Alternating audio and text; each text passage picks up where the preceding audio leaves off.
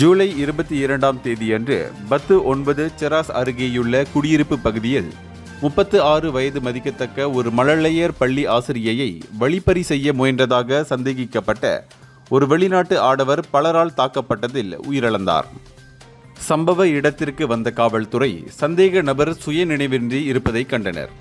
அங்கு வந்த மருத்துவ அதிகாரிகள் அவர் இறந்துவிட்டதை உறுதிப்படுத்தினர். உயிரிழந்த நபரிடம் எந்தவித அடையாள ஆவணங்களும் இல்லை என்றும் அவர் வெளிநாட்டவர் என்றும் நம்பப்படுகிறது. இச்சம்பவம் தொடர்பாக 22 முதல் 72 வயதுக்குட்பட்ட 8 உள்ளூர் ஆடவர்கள் கைது செய்யப்பட்டு விசாரணைக்கு உதவுவதற்காக 6 நாட்களுக்கு தடுத்து வைக்கப்பட்டுள்ளனர். இவர்கள் அனைவரும் குற்றவியல் சட்டம் பிரிவு 302 கீழ் விசாரிக்கப்பட்டு வருகின்றனர். மேலும் இது தொடர்பான தகவல் அறிந்த பொதுமக்கள் முன்வந்து விசாரணைக்கு உதவுமாறு காவல்துறை கேட்டுக்கொண்டுள்ளது.